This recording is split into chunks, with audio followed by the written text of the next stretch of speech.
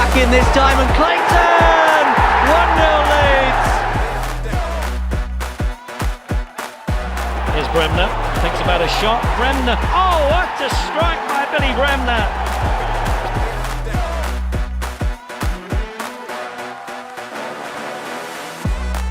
10 yards outside the area. Now Hernandez on the edge of the area. Oh, what a goal!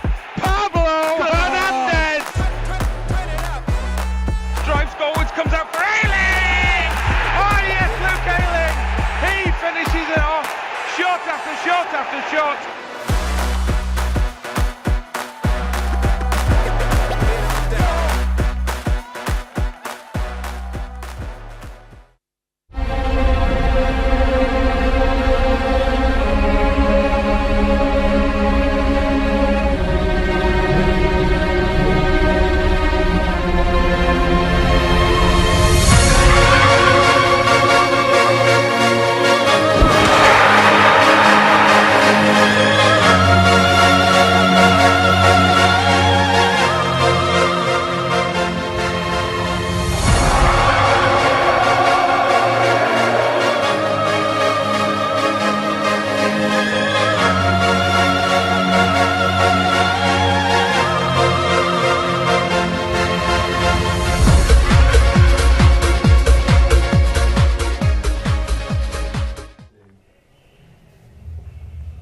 Good afternoon and thank you for joining us here on Matchday Live wherever you are in the world. You can actually watch today's game with us in selected territories. Just scan the QR code that you can see on screen and then you can buy your match pass. Now today is the final game before yet another international break, not happy about that. And the team are looking to round off the week with another 3 points after that midweek win against QPR. They welcome a Bristol City side who have done pretty well on the road so far this season, having only lost once, and that was against Leicester City. Now we welcome into the studio for this one a man who knows exactly what it's like to score big goals against Bristol Rovers, which is what he did in 2010 to help us secure promotion. It's Jermaine Beckford. How are you, darling? I'm very well, thank you. How are you? I'm good, thank you. We can see the team arriving there and the atmosphere is building very nicely here at Ellen Road. You weren't here on Wednesday night for that game against QPR, but I know that you watched the majority of it where you could. What's your assessment of that performance? Look, we won ugly, but a victory is a victory, and ultimately that's what we need to do. We just need to pick up the points wherever we can, continue on a great run that we're starting to see, and a nice turn of fortunes. A mishap obviously against Southampton, but that aside, just continue on that rich vein of form. Daniel Farke described it as, I think it was a pint. You know, it wasn't champagne football. Listen, I like a pint. There's nothing wrong with that. Man after my own heart there, Daniel Farke. But how important is it? Or is it almost more important that we win those games, Jermaine, as well as the games like the Watfords, for example? Look, the Watford games are great to watch. They're pleasing on the eye. It's entertainment, isn't it? You know, we're getting the points, but we're also getting the goals, and we're enjoying what we're watching. Sometimes that's great. A lot of the time that's great. But then sometimes it's nice to see that the players are willing to dig deep and win ugly, so to speak. And those are the ones for me that are much more pleasing, because you're not expecting it. But it also shows that the team are in it together and they're at one as a unit, and that's vital. Well, look, we're going to hear from Daniel Farke shortly and get his thoughts ahead of this game. But when you look at the stage of the season and the fact that there is another international break after this game, how crucial is a win today? Before an international break, you always want to go into the international breaks on the back of a victory, because you're happy, you're buzzing, you're lively, your energy is up. Whereas if you lose, the energy is down, you're frustrated, you can't wait till the next game, which is in 10 days or 12 days, I think it is. And you've just got that constantly on the back of your mind. So you want to win, go into the international break as high and as positive as possible, just to kick on. Our opposition today, Bristol City, they've done particularly well on the road so far this season. It's not going to be an easy game, I don't think, this one, is it, Jermaine? It's not. I've played against many Nigel Pearson sides, and I've worked with him as well. So I know that he puts a lot of focus on organisation and on being really difficult to break down and to beat. And that's exactly what he's done with them this season. They've played 5 games away from home. They've won 3, they've drawn 1, they've lost 1. That's great away form. It's really good away form, but it doesn't surprise me because he's so meticulous in the way that he sets his team up and the training regimes and the routines that he goes through. So, you know, he prides himself on being a very difficult team to beat with a little sprinkling of stardust as well. Well, we don't want that stardust here today. No, we don't. We'll talk about them more shortly, but let's focus on our team first, shall we? We know that Daniel Farke has made 2 changes in this game. Kamara comes in for Luke Ayling and Dan James is in for Jayden Anthony. When you look at that team, and you'll be able to see the full team rotating on the screen very shortly, how do you think they're going to set up, Jermaine? Well, I've been thinking about it, and I'm not entirely sure. He could do one of 2, maybe 3 different things. So he could possibly play with a 3 at the back, the 3 centre halves, and then have Somerville and Dan James as wing backs, or drop Archie Gray or Kamara or even Ethan Ampadu into the right back position to keep it as a flat 4 with the 2 in midfield. But I'm not entirely sure, to be honest. It's going to be quite interesting, actually, to see how they set up, isn't it? Yeah. What's the thinking behind the 2 changes, do you think? Just to keep everybody on their toes. I'm not entirely sure. Look, we won the last game, and that's the most important thing. When you go into the following game, a few days later, you want to make sure that everybody in the team and everybody in the club are confident and focused and buzzing. So, and on their toes as well.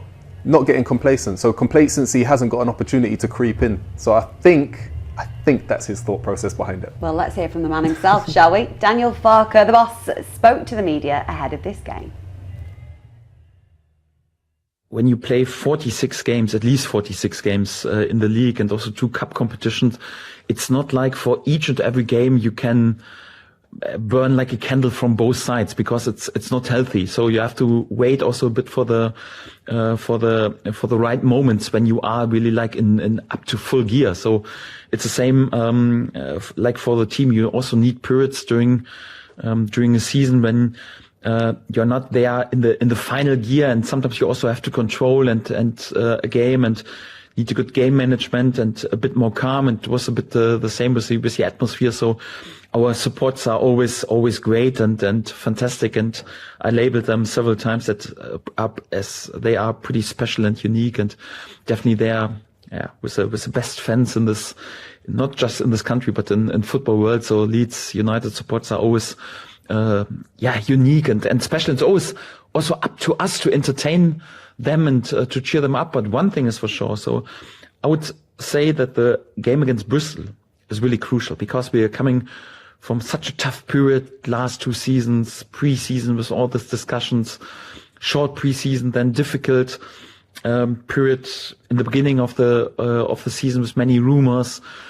Till September, it was really hard work, and we have worked so hard in the recent weeks with 5 clean sheets in the last 6 games and many points in the last games, which is quite good. That brought us into a really good position right now. We are in the top 6, and we want to cement this position and stabilize this position. And one thing is for sure. So in order to do this home game against Bristol is crucial, and we have to be ready for this game. For me, it's not the most important game, because each and every game is about 3 points, but it's a really crucial game for us, and we need a buzzing Elland Road tomorrow. We need supporters who sing their souls out of their body.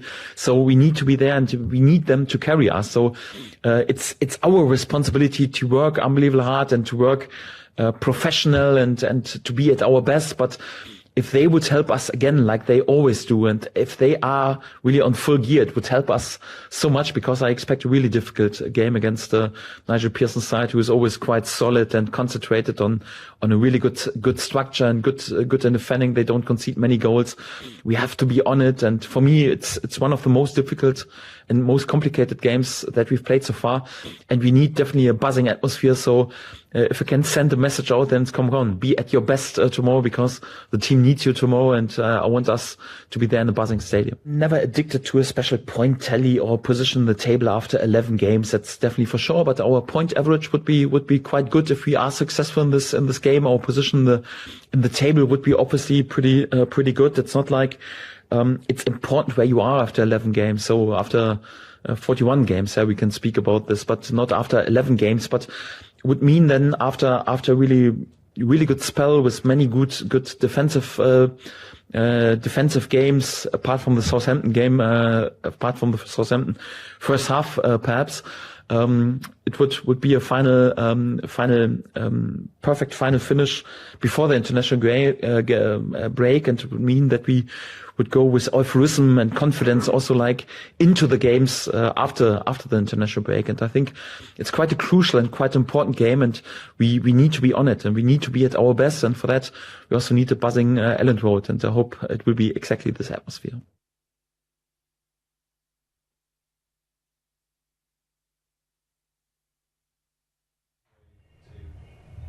I heard Daniel Farke there say how important it was that Elland Road's going to be buzzing. I think if there's one thing he doesn't need to say or ask, it's for Elland Road to be buzzing, isn't it? Absolutely not. Week in, week out, they are in full voice here at Elland Road. He did speak about the fact that this is a crucial game, and he's right, isn't he? Yeah, he is. Look, Bristol's away form is really, really good. They're 1 point below Leeds United, below us at the moment. So in terms of picking up points, to create a nice little distance, a little gap between the teams that are good and where we are and where we want to be is crucial that we do that on days like today. The expectation from Nigel Pearson is that Leeds United are going to pick the ball up, we're going to move the ball really quickly, we're going to be high intensity pressing all over the pitch, we're going to squeeze up really high. So he would have tried to set his team up accordingly. However, when you're doing that in training situations and you're doing that in a real life match situation are two completely different things. Some players crumble under the pressure of playing under the lights at Elland Road or on a match day, and others thrive. It will be interesting to see how they cope today. They've got one or two players that are pretty decent, to be honest with you, and they've played in high intensity matches and high pressure situations, and they've come through it well, and those are the players that Nigel Pearson will be trying to lean on. It's just a matter of us getting the ball down nice and early, trying to cause as many problems as possible in the first 5 to 10 minutes, get them on the back foot, get the crowd right behind them, and that's where we're going to see the success. I just want to talk about the Pirro and Rutter conversation that's been had. Yep. Look, Daniel Farke gave quite a lengthy answer. It was brilliant as well. Yeah, about who plays at the 9, and he seems quite relaxed about it. But it is a talking point, isn't it? What are your thoughts on it? I don't like that it is a talking point, because when you look at the history that Daniel Farke has got with players that he's worked with in the past, whether it be forwards, midfielders or defenders or goalkeepers, he's improved them to such a point where they've gone on to be successful elsewhere or to get golden boots or whatever it is elsewhere. The guy knows what he's talking about, and he's sharing the expectations between Peru, between Jorginho Rutter, Somerville, Dan James, Anthony, between all of the forward players. When you're reliant upon one or two players only, in particular, it's so much pressure to deal with just for those two players to deal with. When you've got it spread across the 5, 6, 7 players that are playing attacking football, that's in a nutshell, the message that he's trying to get across. It doesn't matter what we as football fans or pundits or whatever think these two players should be playing, whether they should be switched over or not. It's a matter of what the team need, and that's exactly what he's built. And we saw an example of that in the game against QPR, with Somerville getting the goal, because obviously the wide players then contribute and it takes the pressure off them, doesn't it? It does indeed. So what we saw in the QPR game especially, Jorginho Rutter picked the ball up on the left-hand side. He found Somerville coming in from the right-hand side, played a beautiful pass to him, great finish. And that's what we want to see. It's not about Jorginho, who is the number 9, being in the middle of the pitch. In that instance, Peru was in the middle, playing as the 9. It's a fluid rotation, a fluid movements between the front 4 players that creates the opportunities and the chances for everybody else. And when you look at that attacking threat as a whole, look, it kind of feeds into what you've just said there, but it's very effective when it's effective, isn't it? Oh, it's amazing. It's up there with one of the best forward lines in the Championship, and it will trouble a lot of the Premier League defenders just because of the sharpness, the awareness, and the relationship that all of them have with each other. when they're all playing with a smile on their face, and we're seeing this especially with Jorginho Ruta this season, he's playing with a smile on his face. He's holding the ball up really well. He's got a burst of pace and energy that I didn't realise he had last season, but he wasn't playing with a smile on his face last season. He is this season. Great in front of goal, great eye for assists as well. Is he second or third top assists in the Championship? Who would have thought? You know, that's what confidence does, and that's spread right across the front four. And at the other end of the pitch as well, we write off that game against Southampton, but defensively, What game? never happened. Not conceding, you know, another clean sheet. Yep. There's positives there as well, aren't there? Listen, if you don't concede, you're in with a massive chance, especially with this forward line, to win the game. Joe Rodon has been fantastic. Obviously, he had a situation where he got sent off. He shouldn't have been sent off. The first yellow card, I don't think it should have been given. Anyway, that's my opinion. It's mine too. And many other people here. But you can see the leadership skills and qualities that he brings into it. Himself and Pascal Struijk have built up a great relationship, a great understanding of each other's positions. The same with the two fullbacks, same with Shackleton, same with whoever you put at the back. And that's the key. You know, every game you start off with a point. It's 0-0. You start off with a point. It's yours to lose, or it's yours to gain an extra 2 points. And he's done wonders keeping it all tight at the back. He certainly has. And another key player for Leeds United so far this season is Dan James. Yep. He'll be keen to round off the week with another 3 points before he heads off on international duty next week with Wales. He spoke to LUTV ahead of this game. Dan, thank you for joining us. Great to see you as always. And thanks for joining us so soon after the victory against QPR. And how good was it just to get back to winning ways last night?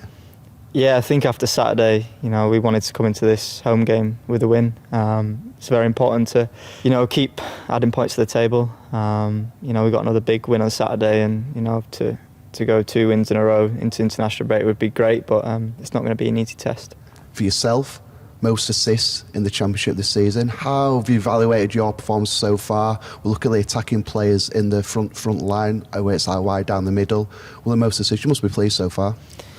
Yeah, of course. You know, I think for me, I've just got to keep adding as many as I can. You know, I haven't got off the mark with a goal yet. That would be nice. But no, we've got great you know, forwards. I think, you know, you always got to be on your toes because someone's going to take your place, and I think it's good. It's always great to have competition. Everyone around me is adding with goals and assists, which is great. And you know, we're going to need that. It's a long season, and you need players, you know, coming in and out, being ready to make an impact. And for yourself, do you look at numbers? Is that a big motivation personally? Do you set yourself goals, targets for either assist or the goals that you might want to get throughout the course of a season? I think, yeah, I think it's good to always set goals and targets. It's not something that I like to, you know, say to people, because, you know, people always come back to you about, well, you didn't get your target or whatever. But it's definitely to score more goals. You know, I've added assists, but, you know, I'm a forward player. I need to score goals as well. So, not at the minute. I haven't scored one. Hopefully it'll come very soon, hopefully on the weekend. But, you know, I'll keep adding to what I can to the team, always working hard, give them 100%. But goals and assists is massive. Yeah, if you're not scoring, Dan, keep producing these assists, because you're not doing too bad on that count. But for yourself as an attacking player, does this style, this team, what we're playing in with the attacking players around us, does this suit your game? Because it must be a dream come true playing the way we're playing and having so many options in the forward areas. Yeah, I think it's great. Obviously, when I've come through with academy at Swansea, this is the way kind of we played, and you know, I'm very used to it. I think I spoke to the manager at the start of the season, and I was super excited to get started. To use me as kind of that, you know, that fixed wide point, which I love being out wide. I love getting at players, and you know, I think with the players around you, kind of in them fixed positions as well, it's great because you've always got options. Yeah, you have, and I think the thing we spoke about at the start of this interview is making it back-to-back games, wins at Ellen Road. Coming up on Saturday is Bristol City. How important is it getting that 3 points yet again and going and build upon the victory last night? Yeah, it's really important. You see the table, we're sitting at 6th at the minute, but I think 6th and 10th are exactly the same with 16 points. So you can see the top teams kind of, you know, 9-10 points above us at the minute, and you know, we've got to keep adding points on the table, and you know, we can't really look at that too much, because we've just got to expect them to win every week, and we've just got to kind of keep adding to the table. And going into international break, that kind of week to 10 days without a game is, knowing that we've won before the international break is big going into that first game after it. Yeah, I was going to mention that for yourself. Good luck, by the way, when you go away with Wales in this international break. Does it make it even, not important, but just adds that, like you say, without a game, another league game for 2 weeks, that win even more vital? Yeah, it adds that massive confidence. I think having been a home game as well, I think might be our first game of 2 home games in the league in a row. Doesn't normally happen, but we'll have that massive boost going into it. But it gives us a massive confidence to go into it after. I think it's always nice to go back to back, but if we do, it's annoying. Maybe the game doesn't come after that, but we've got that kind of week to 10 days, and obviously some of us international, some of us will get a good break, but we'll all come back in with full of confidence going into that next game.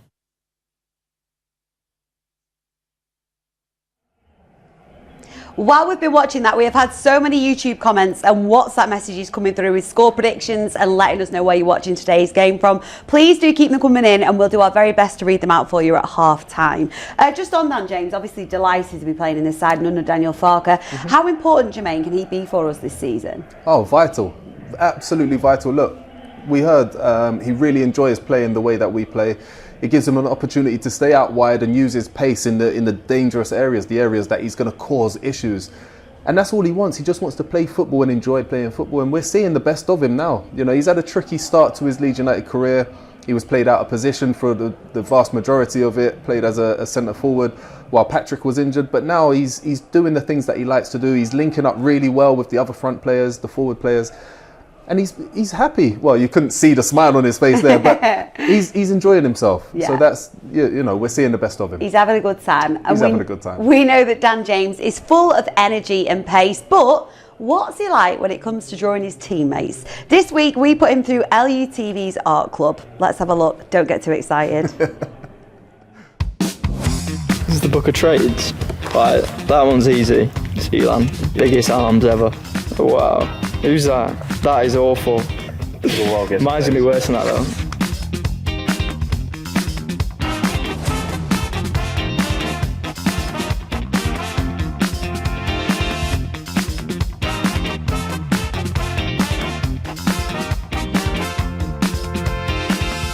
Look at that thing, man.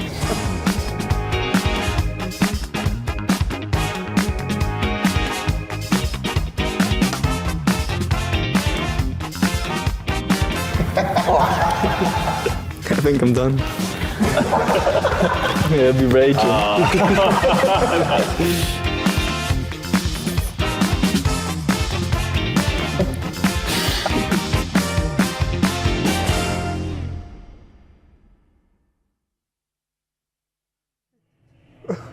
I think Dan James wins the title of worst drawing so far this season. I can't help but feel like he's taking the mick. Who is that? The only they've got big feet. Whoever it is has clearly got size 12s, 13s. Yeah. Who is it? And he's wearing a dress. Yeah. Who do you think it is? Look, I think it could only be one of his Welsh international teammates. I don't think it's going to be Ethan. And Purdue, I don't think it'll be him. You don't think he's got size 15s? No, running like a clown. I can't see it. He's not tall enough. It just no. I'm gonna say it's Roden. You're going Joe Roden? I'm gonna go Joe Roden. Use that WhatsApp number that you can see on screen to get in touch. Let us know who you think that was that Dan James drew, and also feel free to send in your own drawings. If you want to draw Jermaine Beckford, go for your life. Listen, hold on. If you draw like Dan James, don't bother. Yeah. Could do you a favour, that. I'm joking. Wow. Right. We are almost time. It's almost time for kick-off. So before we go, predictions. Tight game. 3-1 Leeds. Oh, can you hear the music playing out?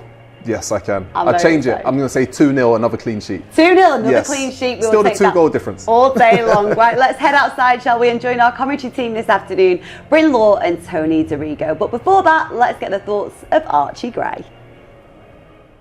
Good win in the midweek, Archie. Something to build on going into another home game today, perhaps? Yeah, definitely. It was good to bounce back from the game before and take another step in the right direction. Yeah, it was a good game as well. And from your own point of view, back in the starting 11, that's the battle at the moment, isn't it? There's competition there. Yeah, there's a lot of competition, and obviously it's very healthy to have competition, especially in the same position, which is always helping me improve. It's good for the team to have competition, so we're improving every day on the training pitch and everything. So, expectation around every home game with this football club, as you're discovering every week, I'm sure.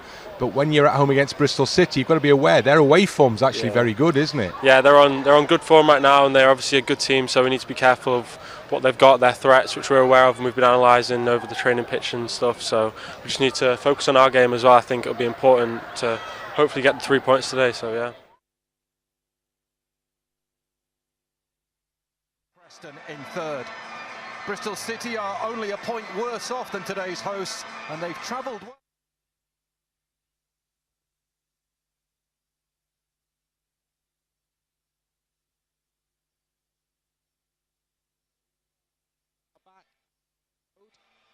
Scene of Leeds United's victory on Wednesday evening. Leeds United hoping to do something similar again here against Bristol City as we head into the second international break of the championship season. So Leeds will want to have the fillip of the 3 points behind them once they take those 2 weeks off before we're all back together for Norwich away. And today at home, I suppose, provides an opportunity to do exactly that. That will be the expectation amongst the vast majority of another really big crowd here at Ellen Road. One thing we have to bear in mind, I think, when we talk about Leeds' chances today, is we have to be aware of Bristol City's away form. It's the first thing that stands out when you look at their position in the table, which is a little below Leeds. But when you look at the away column, it shows 3 victories in it already, whereas the home column shows just 1 win in it. So most of their points have been earned on the road, and that would be reason enough, I think, for Leeds United